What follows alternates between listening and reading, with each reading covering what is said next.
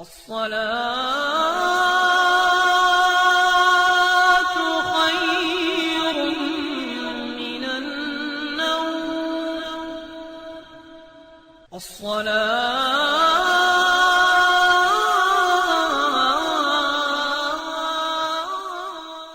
اعوذ باللہ من الشیطان الرجیم بسم اللہ الرحمن الرحیم السلام علیکم ورحمۃ اللہ وبرکاتہ۔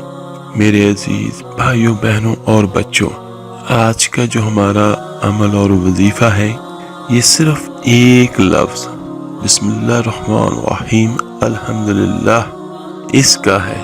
انشاءاللہ تعالی یہ الفاظ ادا کرنے سے آپ سب مشکلات سے بھی نکلو گے اور اللہ تعالیٰ آپ کو بے پناہ کامیابی بھی عطا فرمائے گا۔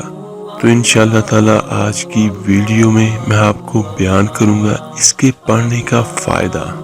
میرا اللہ فرماتا ہے سورہ بقرہ کی آیت نمبر 152 میں، لہٰذا تم مجھے یاد رکھو میں تمہیں یاد رکھوں گا، اور میرا شکر ادا کرو، کفران نعمت نہ کرو۔ اور یہ بات قاعدے کی بھی ہے اور مشاہدے کی بھی ہے کہ جب کوئی کسی پر کسی قسم کا احسان کرتا ہے تو جس پر احسان کیا گیا ہو اور وہ حق شناس اور دیانتدار ہو تو وہ اپنے محسن کے احسان کو ہمیشہ یاد رکھتا ہے، تو وہ اس کا ذکر اپنے رشتہ داروں کے ساتھ، ملنے جلنے والوں کے ساتھ، دوست احباب کے ساتھ کرتا ہے۔ تو بلا شبہ میرے اللہ کے احسانات ہم سب پر ماں کے پیٹ سے لے کر قبر کے پیٹ تک بلا حساب و بے شمار ہیں۔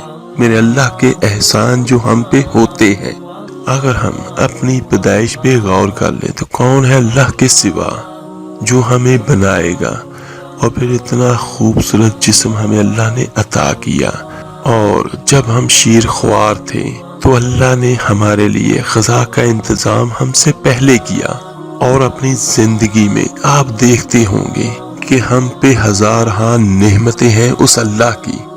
صحیح معنوں میں یہ میں اپنے دل سے کہہ رہا ہوں، صحیح معنوں میں ہم اللہ تعالیٰ کی کسی بھی ایک نعمت کا بھی شکر ادا نہیں کر سکتے جتنی اس اللہ کی ہم پہ نعمتیں ہیں۔ تو میرے عزیزو، ہم پر لازم ہے کہ ہر دم ہر قدم پر اپنے دل کے ساتھ، اپنی زبانوں کے ساتھ اللہ تعالیٰ کے ذکر کے ساتھ تر رہے۔ ایک حدیث مبارکہ میں ہے، سیدنا حضرت موسیٰ رضی اللہ عنہ بیان کرتے ہیں کہ آقا دو جہاں صلی اللہ علیہ وآلہ وسلم نے ارشاد فرمایا کہ جو شخص اپنے رب کو یاد کرتا ہے اور جو نہیں کرتا، ان کی مثال زندہ اور مردہ سی ہے، یعنی یاد کرنے والا زندہ اور نہ یاد کرنے والا مردہ کی مانند ہے۔ یہ الحمدللہ کہنا، اس کا ثواب بھی ہوگا اور اس کا فائدہ بھی ہوگا انشاءاللہ۔ آج میں آپ کو الحمدللہ کہنے کی فضیلت پر ایک بہت خوبصورت حدیث آپ کے سامنے پیش کرتا ہوں، جس کی اہمیت سے اگر فائدہ اس دنیا میں کسی نے اٹھا لیا تو قیامت والے دن اس کا ثواب دیکھ کر وہ حیران رہ جائے گا۔ اور حدیث سے مبارکہ کے الفاظ ہیں، یہ 100 مرتبہ الحمدللہ کہنا ان 100 گھوڑوں سے بہتر ہے جو ساز و سامان سے لدے ہوئے ہوں اور جن کا تو اللہ کے راستے میں صدقہ کرے۔ یہ الحمدللہ کہنا اتنا زیادہ اجر و ثواب رکھتا ہے، تو آپ ہر حال میں اللہ کا شکر ادا کرتے رہیں، الحمدللہ کہتے رہیں۔ تمام تعریفیں اس اللہ کے لیے ہیں۔ نابالغ اولاد کی وفات پر الحمدللہ کہنے پر کیا اجر ہے! یہ صرف خوشی میں نہیں، یہ غم پہ بھی کہنا افضل ہے۔ کہ ہم سب کے ذہنوں میں یہ ہے کہ الحمدللہ صرف اس وقت کہنا ہے جب ہمیں کوئی نعمت ملے اور ہم شکر ادا کریں۔ الحمدللہ اللہ کی تعریف ہے، ہم زندہ ہیں تو اللہ کے لیے، ہم زندہ ہیں تو الحمدللہ۔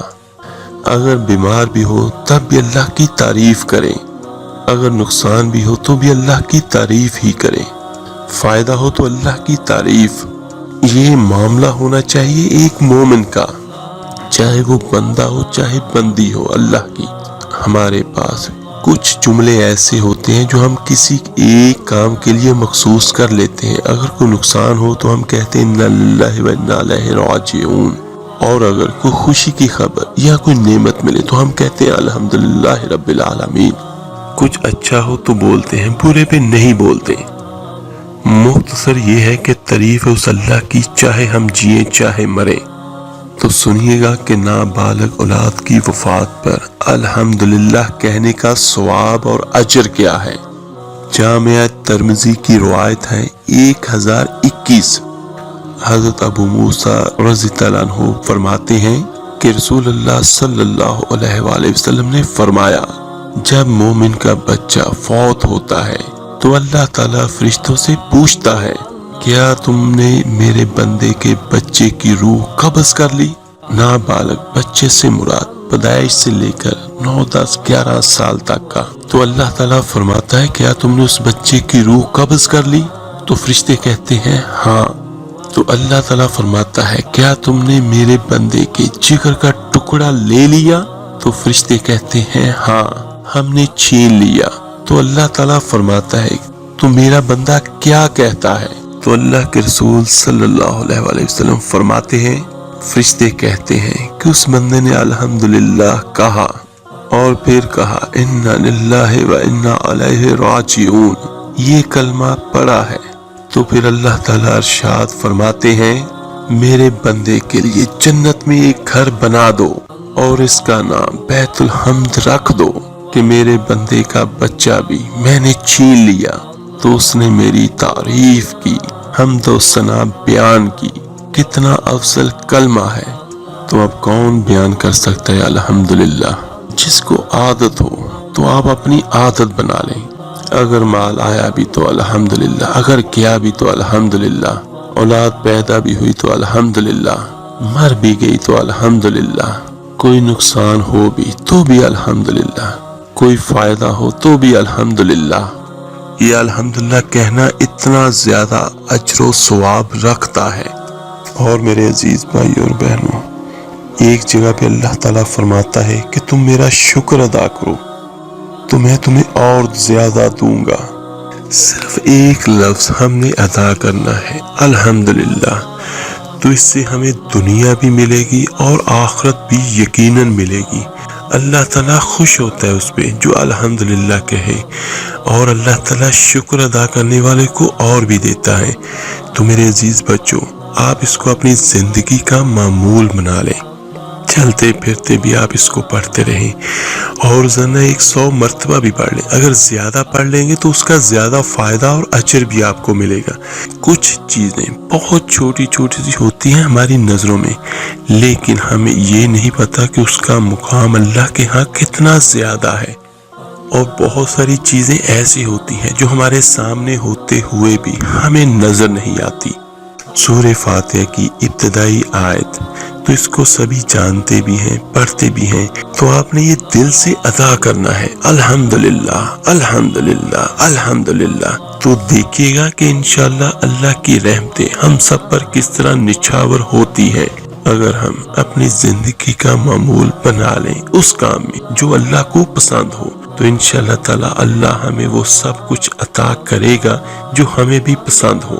اللہ تعالیٰ سے دعا ہے، اللہ تعالیٰ آپ کو، مجھے، ہم سب کو ہر حال میں اپنا شکر گزار بندہ بننے کی توفیق عطا فرمائے، آمین ثم آمین۔